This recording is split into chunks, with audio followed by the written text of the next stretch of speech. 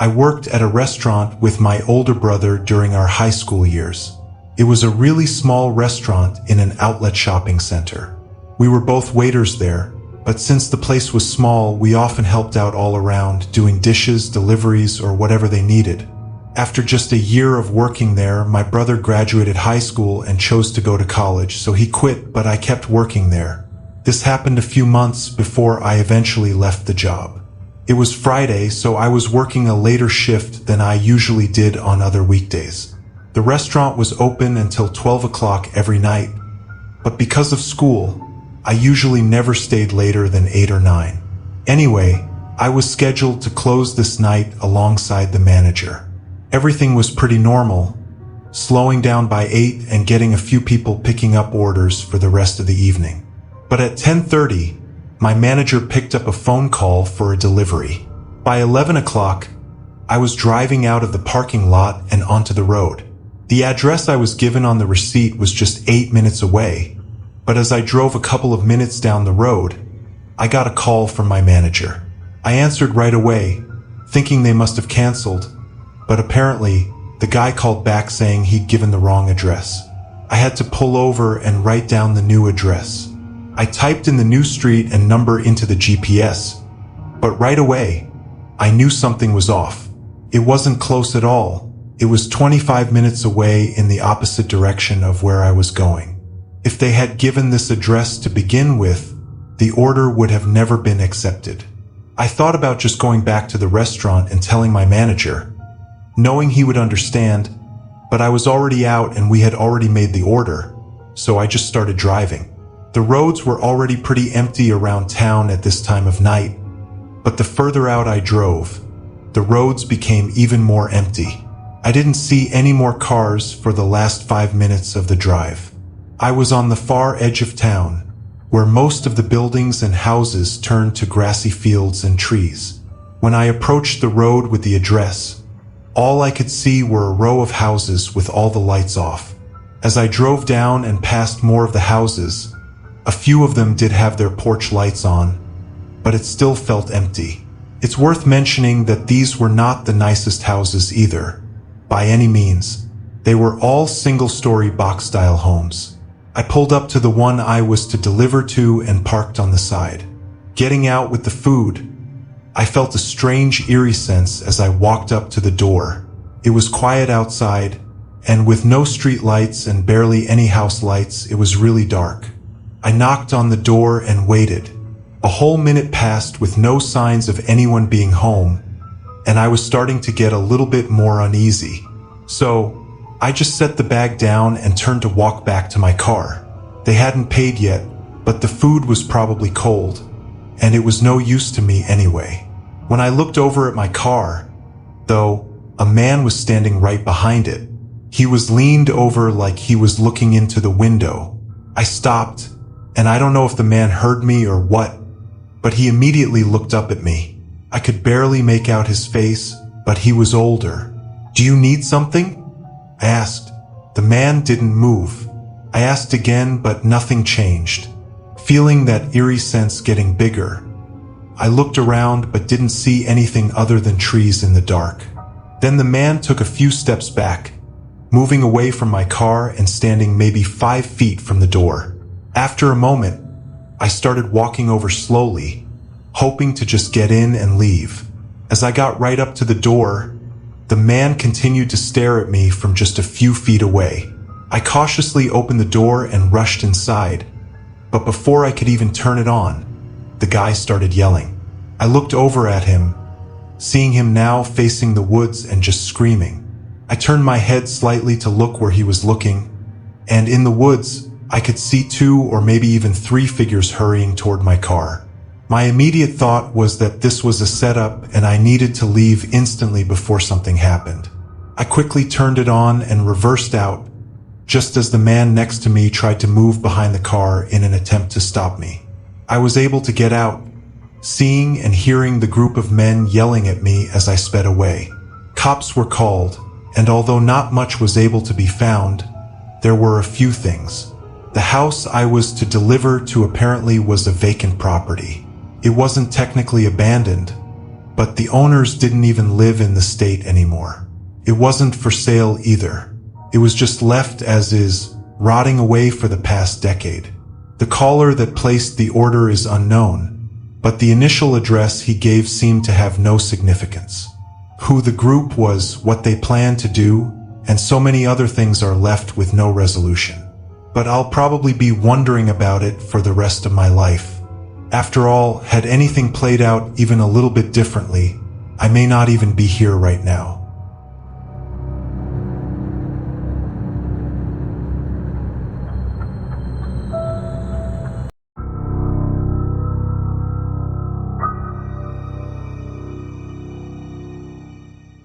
It was a snowy night when I pulled into the parking lot of the gas station. I worked the overnight 11 p.m. to 7 a.m. shift and had been at the job for several months. Before this, I really didn't like the job, but finding somewhere else to work was difficult. Due to how some things were in other aspects of my life, night shifts were the best for my personal schedule. Still, though, I went in tired every night and struggled to get through every shift. I parked in front of the building beside the only other car in the parking lot, which was my coworker's. I then went inside and relieved him of his shift. He left a couple of minutes later, and then it was just me for the rest of the night. My manager had left a paper on the desk with some things to get done, but from reading it over, it wasn't all that much. My guess was that it would take no more than an hour total to complete all the tasks, so I tried to put it off as long as possible to save myself from falling asleep once I started getting really tired. As I sat there behind the desk, around 12 a.m., a car pulled into the station.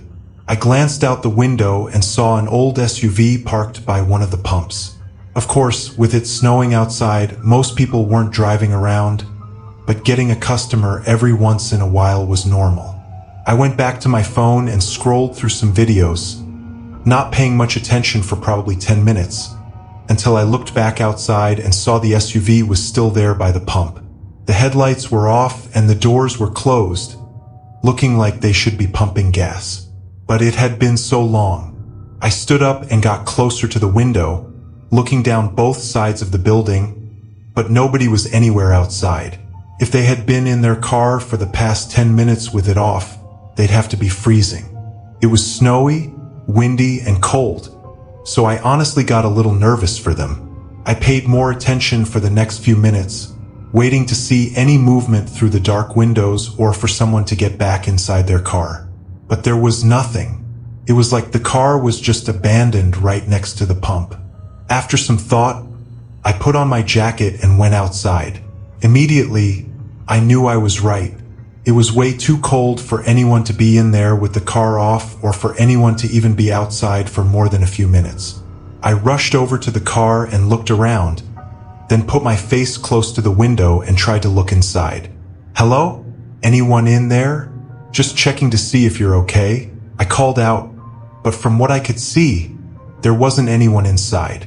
It wasn't exactly easy to see, so someone could have been there, but I was pretty sure there wasn't. Now, even more confused, I backed up and looked around at the empty gas station parking lot before starting to walk back. With my eyes not focused on the car, I was just looking at the ground and noticed shoe prints in the snow going toward the building. Not really the front of the building, but kind of off to the side. I looked back and saw that they seemed to come from the car, but at this point, I was freezing and didn't want to investigate further without warming up a bit first. I went inside and turned on the small heater next to the counter, putting my hands in front of it to warm them up. I was only inside for 30 seconds to a minute, though, before a thump resonated through the building from behind me. I spun around but didn't see anything, then walked around the counter and toward the back.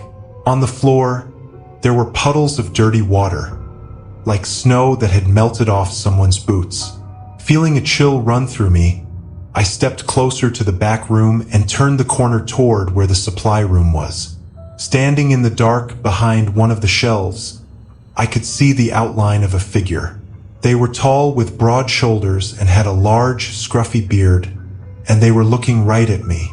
My heart stopped for a moment, but after the initial shock, my reaction was to just walk back to the counter. I don't know why. Maybe I was just too shocked to react appropriately. After staring at the doorway to the supply room for I don't even know how long, I quietly picked up the store phone and called the police, whispering for help. Then, I endured the most unnerving 10 minutes of my life as I waited. During this time, I didn't hear or see anything from the supply room, which honestly added to my fear. For some reason, the man never came out to confront me.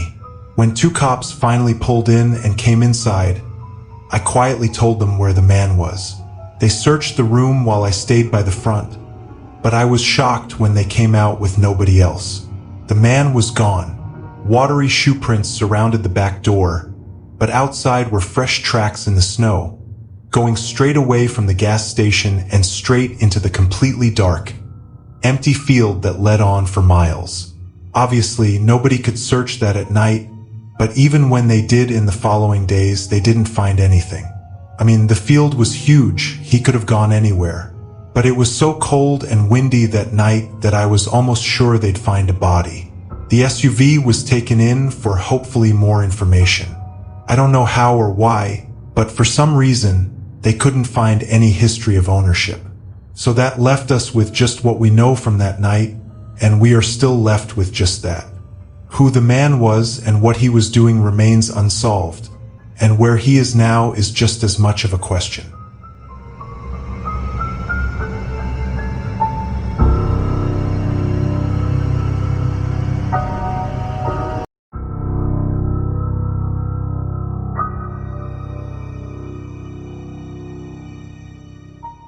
Over the last 5 years, I've been working at different odd jobs all around the country.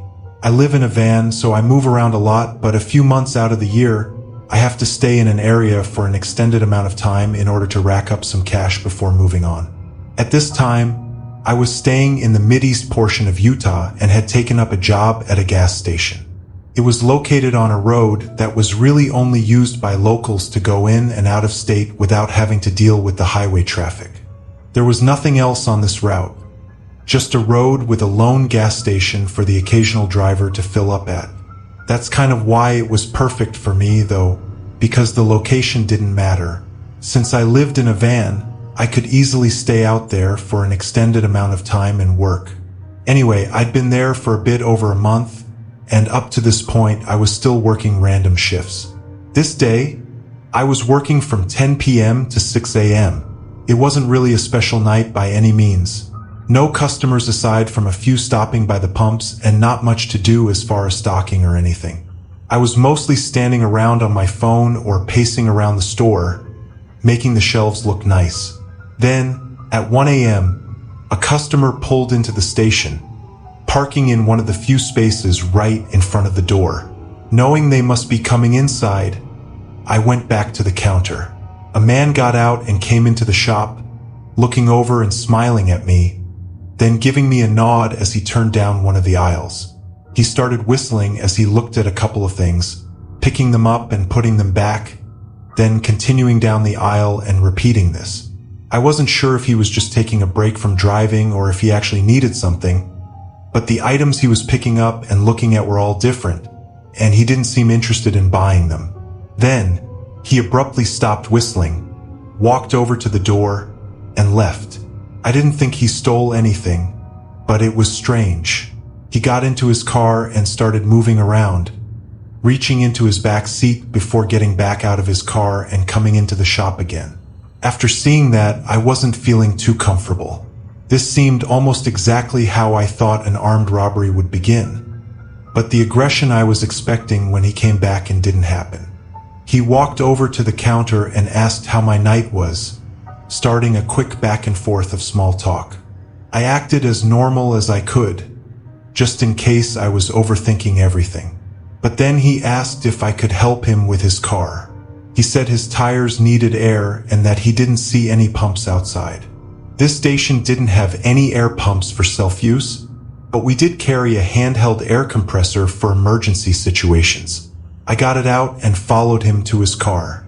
He pointed down at the tire that needed it and I ducked down, putting the compressor line in. I had it in for less than 10 seconds before it read the pressure to be at the right level. I looked over at the man, seeing him looking down at me with no expression. I took everything out and stood up, starting to walk back to the shop when he stopped me by rushing in front of the door. His right hand was deep inside his jacket pocket as he stared at me with a cold face. I told him to move, but of course he stayed in front of the door. I could see it in his eyes that he was preparing to do something. I took a step back, trying to say what I could to calm the intensity of the situation, but just as I thought he was going to snap, he suddenly ran around me, got in his car, pulled out aggressively, and sped away. I took this time to go inside and call 911. Surprisingly, they arrived only minutes later. They were already on the chase, looking for the exact car the man was driving. The officer stated the man was on the run from a recently committed crime near the border. They didn't give me any details, but the way they said it made me think it wasn't just some small robbery. After my quick statement, they got on the road again, and after that, I never got an update. I tried to look up recent crimes and everything, but I could not find anything useful. I don't know what he was planning to do or why he actually stopped at the station, but my best guess could have been to steal my van and conceal his tracks, or at least delay them. However, depending on what crime he had just committed, I think my life could have easily been at risk. Why he chose not to do anything to me is unknown.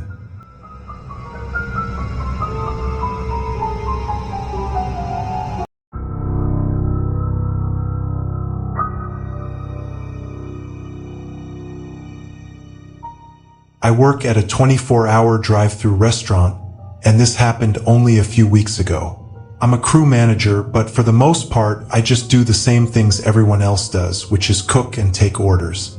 For overnight hours, we always have at least two people, one being a manager and the other usually being a cook. On this night, the cook had called in sick, and when I called the others to see if they could cover the shift, none of them said they could. So by 12 a.m., I was the only worker there. Now, usually the restaurant doesn't get busy overnight and more employees come in at 4 a.m., so it wasn't an entire shift alone, but it still meant that for 4 hours I had to do everything myself. I left my headset on in case someone came to the drive-thru, then started working on the tasks I had for the night. I began by scraping and cleaning the stovetops, but a few minutes in, I was interrupted by a banging sound from the front of the restaurant. I walked down and looked over the counter, seeing a man standing at the front door, banging on it. Then, he pressed his face against the glass and looked inside, scanning the whole room before his eyes set on me. I walked over to the door as he stared at me, and when I got closer, he backed up and waited, as if he thought I was going to open it. I yelled through the glass that our dining area was closed and that he needed to use the drive-thru if he wanted to order something. He looked confused, so I yelled again that the doors were locked and he had to use the drive-thru. He showed no response that time, not giving me any idea whether he understood me or not, so I just turned around and walked back to the kitchen. I figured he'd have to get the hint at some point that the doors weren't opening. I continued working on the stovetops, spending at least 15 to 20 minutes on them. During this time, I had gone once to check the front to see if the man had left. From what I could see, he was gone. The whole parking lot was empty, and the man was not at the door. But it was a couple of minutes after finishing with the stoves that I got an alert from my headset that someone was in the drive-thru. I turned on my mic and asked for their order while walking to the window, but nobody said anything. When I got to the window, I immediately saw in the camera that there wasn't a car out there. I looked around the screen and didn't see any movement either. So, I ignored it and started walking back. But as I got to the back room, I slowed to a stop when I thought I heard something. I stood in place and listened as footsteps slowly walked above me on the roof of the building. They were careful steps, not making much sound aside from the roof creaking, but I had no doubt that there was someone up there. I followed the sound of their steps with my stare, moving down the ceiling until I saw the ladder leading to the maintenance hatch. That's when I realized what they were doing. I sprinted over to the ladder and started looking for some sort of lock to keep the hatch from opening, but I'd never even used it, so I had no clue how it worked or if it even locked. Then there was a loud creak from the ceiling directly above me and a few thuds from the outside of the hatch. A moment passed, then the hatch creaked open slightly, and through the small gap, all I saw were a set of eyes staring back at me. I sprinted for the front of the building, hearing loud thuds from where the hatch was. I quickly unlocked the door and ran for my car. I called the police as I sat inside, frantically looking through the windows of the restaurant. While on the phone, I saw a shadow moving by the front counter. Then a man appeared, standing in the far back of the restaurant, but he was looking in my direction. After a moment, he turned and disappeared behind the kitchen, leaving me in a panic until the police arrived. They searched inside and outside, going on the roof as well, but the man had already run off. Nothing from the place was missing either. No equipment or money was taken. Nothing. He just broke in and left. I tried not to think about it too much, but it's hard not to come to the conclusion that he was there for me. Like I said, this happened pretty recently, so there's still not much of an update on it. Even with his face on the cameras, there's yet to be a confirmed identity. The owner of the building added a padlock to the inside of the hatch, which should have been done before, but I guess it was just an inconvenience. I still worry about the man's intentions and if he could be watching for me to be alone again, waiting to do whatever it was he tried before.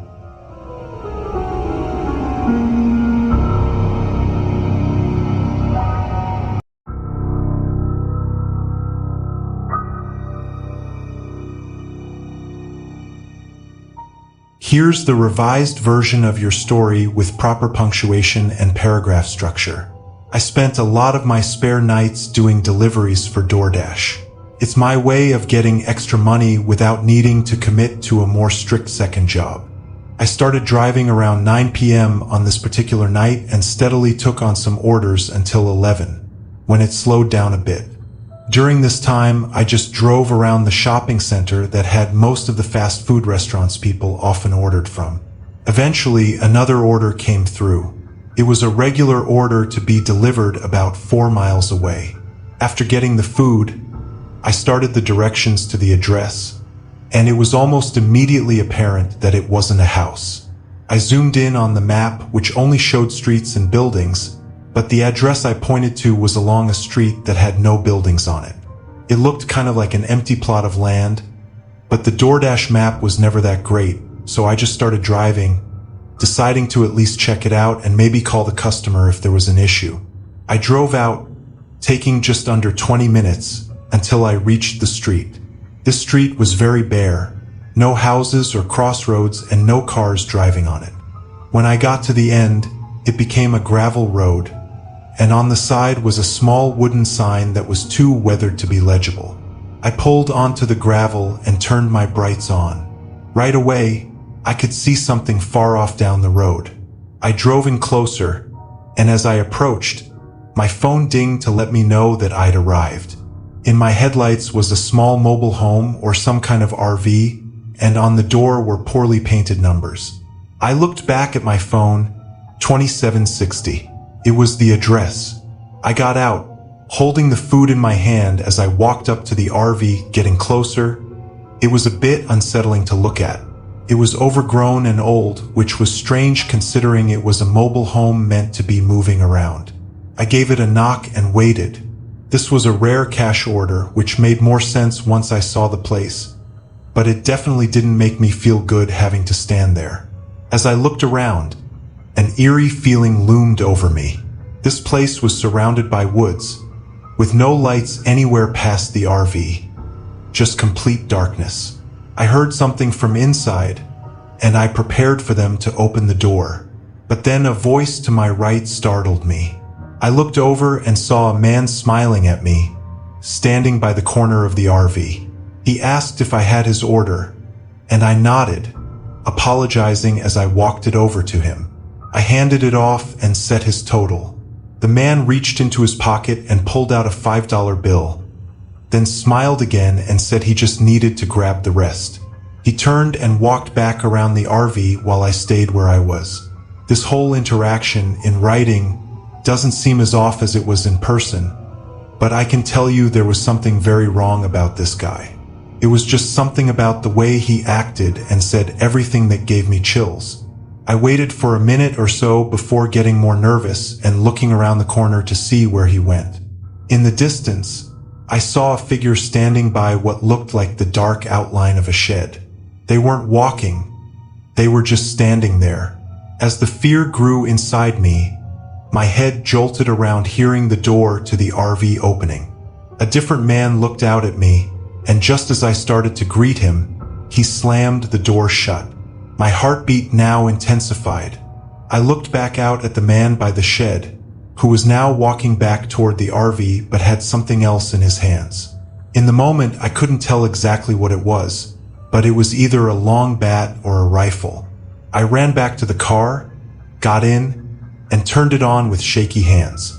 As I put it in reverse, the man came around the side of the mobile home and stood calmly in the darkness as I drove off. I don't know what happened there, but I wasn't exactly keen on finding out. I went straight home afterward and debated calling 911, but was caught up on the fact that I didn't actually know what was going on. In the end, I made the regretful decision not to notify the police. Whatever happened that night will remain as just the strange encounter it was, with no answers to the true nature of it.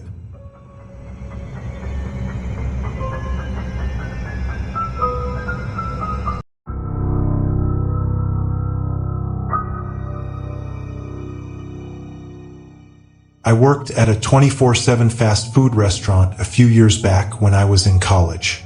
The job wasn't fun or enjoyable in any way, and most of my coworkers were middle-aged people with no personalities. I was doing school online, though, which meant I had more time to work, so I was cranking out 40 hours a week at least.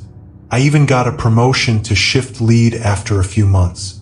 What I didn't realize when I took the promotion was that I was signing up to officially be a full-time employee, which meant that they could make me work any shift. Not even a week into it, they put me on overnight shifts, and I couldn't even argue it. Overnights were a pain because I'd be the only one there. If the drive-thru got backed up, I'd be hustling nonstop without any breaks. On the flip side, though, sometimes it would be completely dead, and I'd just be standing around all night on my phone. This was one of those nights. I was in the back of the kitchen, sitting on a pile of boxes and scrolling through my phone just trying to pass the time when my headset rang to alert me that a customer was in the drive-thru. I got up and went to the computer, then asked what they would like to order. Nobody said anything. I turned and looked up at the drive-thru camera, but the lane was empty. No cars in the drive-thru or even in the parking lot around the restaurant. The system never really falsely beeps like that, though. There was a slight storm outside, so I figured a raindrop or a flash of light must have tripped the sensor somehow. I stayed by the drive-thru window for a few minutes, and my headset beeped again. This time, I quickly looked at the cameras and caught a man walking past the drive-thru lane. He was wearing a thick hoodie and a face covering, but quickly walked out of the camera's view. Where the restaurant was, there wasn't anywhere else he could have parked or walked from, unless he was walking on the side of the main road. I watched the cameras to see if he'd come back, but after 10 minutes of no activity, I just went back to my phone. 15 more minutes went by before I got another beep, and when I checked the cameras, that same man was there. This time, he was standing in the drive-thru lane. "Can I help you, sir?" I asked. After a moment, he started reciting an order for a small meal. I wasn't supposed to serve people in the drive-thru unless they were in a vehicle, so I told him I couldn't accept his order. He stood there, letting the rain soak him as he just looked at the screen and didn't speak. I thought about telling him to leave, but I didn't want to escalate things if I didn't have to, so I just waited. After a minute, he started walking down the drive-thru lane toward the side of the restaurant where the window was. I rushed over and latched the window shut. Not even a second later, the man appeared outside.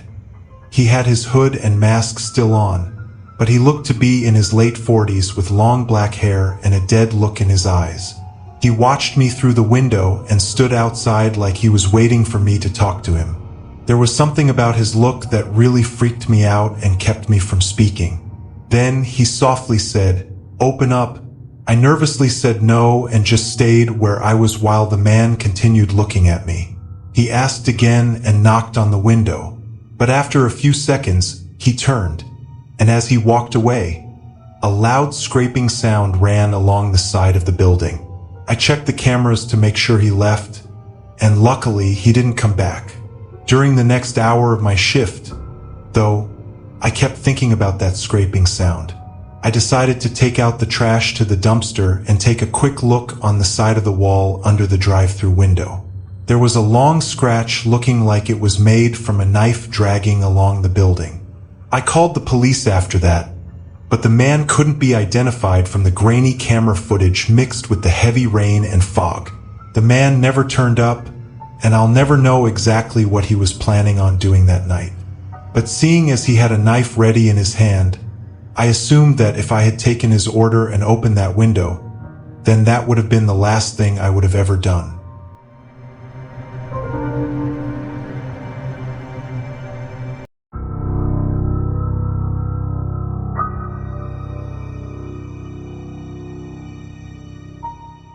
I was doing DoorDash late one night, trying to get some extra money for savings. It wasn't too busy, but I was getting a few orders here and there to make it worth my while. A little after 1 a.m., an order came in for a customer 30 minutes away. It was a long drive, but the payout was good enough for me to accept it. I drove to the restaurant, some local Korean place that looked expensive, then started heading to the house. By the end of the route, it started taking me into a pretty bad part of town. I'd been here before with no problems, but as I drove through and looked at all the rundown houses, I started getting uncomfortable. When I got to the address, I parked on the side of the road. It was a very small, old house with a cracked and destroyed driveway. I got out of my car and started walking up to the porch with the bag. Right as I was going to set the bag down, my phone rang. After getting no response, I hung up and quickly finished the delivery, hurrying back to my car. As I turned my car on and buckled up, I heard the front door to the house swing open. I looked over and saw a woman waving her arms in the air, running toward my car, screaming at me to wait. It was so bizarre that I was too frozen to react. She ran up to my window and started banging, asking me to help her. I still had no idea what was going on, but I opened the window a crack and asked what she needed. She said her 3-year-old daughter was inside struggling to breathe and that I needed to help her. The woman started going back up the driveway and begged me to come help. Still in a confused state of shock, I got out of my car and started to follow her. But as I did, I noticed her getting quiet and less panicky. I started thinking more now that the situation was less chaotic and sudden, and realized how strange this was. "Have you called 911 yet?" I asked, stopping on the driveway. She turned around, and it was like her tears and panic were gone. She said there was no time and started to very obviously pretend to panic again. It looked more like a crackhead having a mental breakdown than a worried mother. I immediately ran back to my car as she continued screaming and even ran back down the driveway to the passenger door, trying to open it. I turned the car back on and reversed as she tried to run in front of my car to come to my side. Once I was clear, I put it in drive and went around her. In that second, as I passed the house again, I saw a large figure standing in the upstairs window watching the whole thing. As soon as I got out of the neighborhood, I dialed 911 and told them the address and situation. When I got a call back from the police, they told me that the woman had a different story, saying she only came out to give me a cash tip. They also noted that she lived alone with no record of having any kids or adults living with her. This only made me more horrified about the situation, but after talking some more with the officer, it was clear that nothing could be done. There was no proof for either of our stories, and trying to press charges would be a pointless battle. On top of this, the officers seemed tired and not in the mood to deal with anything.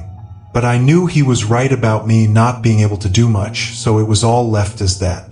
In my gut, I knew that she was trying to get me inside the house for dark reasons, especially knowing that she had no kids. The scariest part of it, after knowing everything, was seeing that person inside the house watching us and knowing that he was eerily waiting for me to enter the home.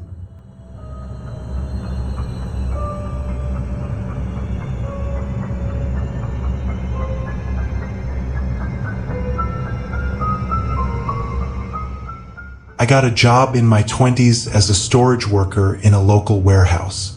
It was located on the side of a highway at the edge of town, next to nothing. We always joked about the location and why the owners of the company chose to build the huge warehouse in such a remote, empty area of the town, out of the way of everything. It was probably just cheap land with easy access to the highway, but it still always felt a little odd to be pulling into a large, empty parking lot in the middle of nowhere every night. I always worked overnights with one of my coworkers, who I'll keep anonymous and call him Tyler. Our job was to break down and organize the shipments from the day and move them to their respective places in the warehouse to be stored. Once you do it for a couple of weeks, it becomes very repetitive, easy work that I did while half asleep. Most nights, Tyler and I were the only two overnight workers, so some days we would be working alone. This happened during Tyler's vacation week, so I was alone at the warehouse from 11 p.m. to 5 a.m. every night. It was a Wednesday night, and right away, there was something weird when I pulled in. A car was parked in the far corner of this massive, empty parking lot. Its lights were off and nobody seemed to be around it. But being all the way out here on private property was very sketchy. I parked next to the entrance door and went inside, then called the cops to come down and have a look. I thought it was probably just some teenagers or a broken down car from the highway, but it was on private property, and the fact that it was parked in the far corner just gave me a weird feeling. 20 minutes later, the cops came to the front door and told me that the car was empty, with no signs of anybody nearby. They were pretty sure it was broken down too, so we got a tow truck to come down and take it away. After that, I got back to work. I moved several shipments, which probably took me around an hour, before I was interrupted by a loud bang at the front of the building. I quickly walked down, turned on the front lights, and then walked up to the door. A man was standing behind the glass, staring at me with his fist on the door, looking extremely tired and exhausted. I went closer and talked through the glass. "Are you okay? What are you doing here? This is private property." The man stared at me with a disgusted look. "Where's my car?" he shouted, banging on the door. I tried to explain, but he kept interrupting me and getting more aggressive, screaming at me to let him inside the building. I threatened to call the cops on him, finally getting him to be quiet. He backed up, gave me one more crazy look, and then walked away. As I went back to work, I couldn't stop thinking about where that man could have been all this time. I thought maybe he went to a gas station to get a canister for his car, but there's no way he could have walked all the way there and back. If he got a ride, then he would have been back before the car got towed. I really just couldn't think of anywhere the man could have been that would make sense. Only a few minutes into working again, another bang came from the front door. I was both frustrated and scared, but when I looked through the glass, I was not expecting to see the same cops that were here earlier. They said they got a call from the tow company about some concerning things on the outside of the trunk that nobody had noticed beforehand. They questioned me about everything I saw, and I told them about the man who had come by looking for his car. They left soon after that, and I didn't get any real updates until later in the week, when the cops came back with search dogs to search the forest around the warehouse. Supposedly, they found dried blood on the back of the bumper, and once they got a warrant to search it, they found even more blood inside of the trunk. They believed the man may have possibly come out to bury a body in the forest near the warehouse. but to my knowledge, they never found any significant evidence. However, the man never went to claim his car from the tow company, and he never showed up again. He just disappeared. It's really unnerving to know how close I was to a possible murderer. For the last couple of years working at the warehouse, I get really creeped out when working nights alone. I know it wasn't likely, but it would always be in the back of my mind that the man might come back and try to make me pay for what I did.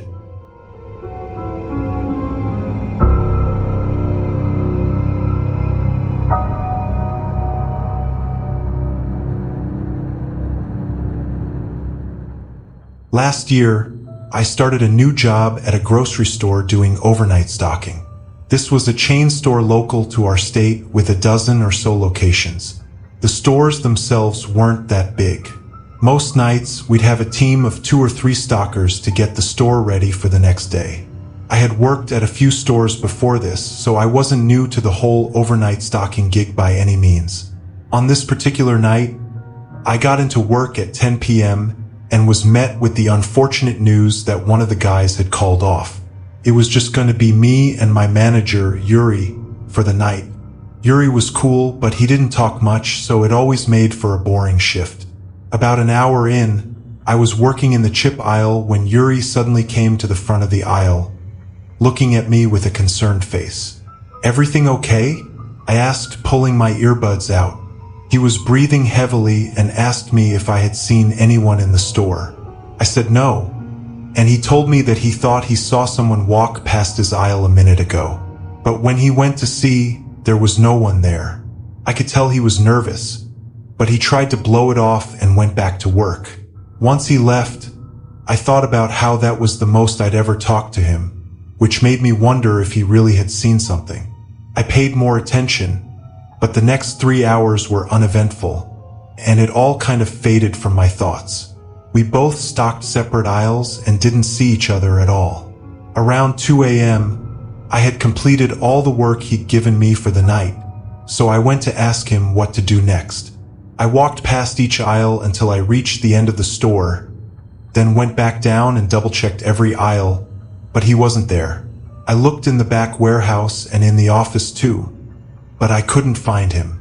I thought he had to be in the bathroom or maybe taking a break in his car, so I found some work to keep me busy for 15 minutes. Afterward, I walked around the whole store again searching for him.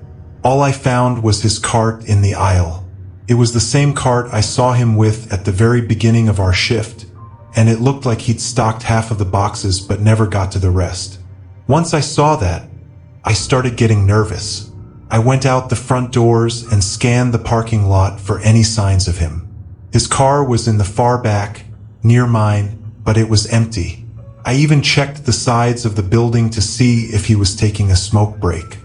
It had been nearly 4 hours since I'd last seen him, and I eventually got so worried that I called the police. The police had to contact the store director to get the code for the CCTV cameras.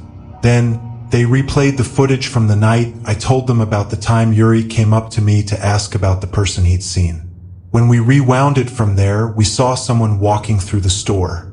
They were being careful, hiding, and not making any noise, but Yuri was right. Someone else was there. We watched more, and about 30 minutes after Yuri talked to me, this unknown man came up behind him and held Yuri at gunpoint. It was really disturbing to watch, and knowing I was just a few aisles away with no clue made me feel sick. The man forced Yuri to walk, most likely threatening him to be quiet. He led him out to the back of the building, where Yuri was pushed into a car and driven away. The police said that from the looks of it, the two of them likely knew each other, and this was some sort of personal attack. The man was never identified, and as of now, Yuri hasn't turned up. Even though the police were confident it was a personal attack, I didn't take any chances and left that job a few weeks later. But I don't think I'll ever get over the events of that horrifying night.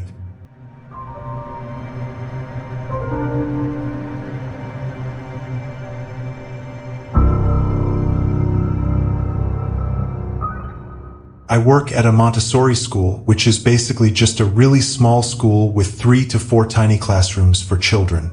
Where I work, the classrooms are on the lower level of a church, and my job is to clean them every night after the classes.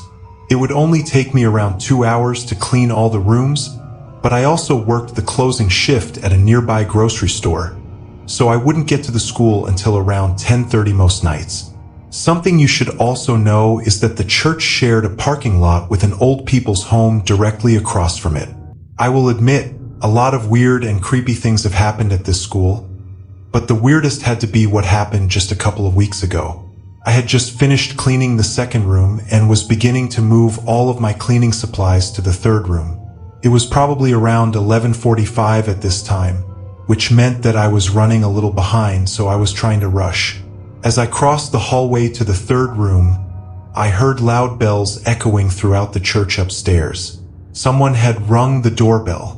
Nobody has ever shown up during any of my shifts before, as it was always so late and both the school and the church were closed hours before.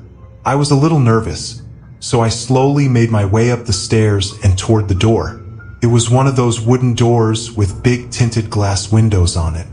Trying not to be seen, I looked around the corner to see who was outside. I saw an old woman, probably in her 70s or 80s, just standing right outside the door. I backed away before she could notice me. I decided to ignore it and figured she had just wandered off, and one of the attendants at the old people's home would pick her up. I started my cleaning again, mopping the floors of the room, but only a few minutes later, I heard banging echo through the halls. I jumped a little, then I stopped to listen. The banging stopped for a few seconds and was followed by the old lady yelling from outside. It was hard to make out what she was saying, so I made my way back upstairs, where I could hear more clearly what she was calling out for. She was calling for someone named Abby, repeating her name over and over. As I got closer to the door, the woman stopped. I looked around the corner and she wasn't outside the door anymore. It was a little unsettling, but I assured myself that someone probably came and got her after they heard her yelling. I turned around and began to make my way back out, but from the corner of my eye, I saw the old lady staring at me through the window right beside the stairs. She looked me in the eyes and yelled, "Abby, help me."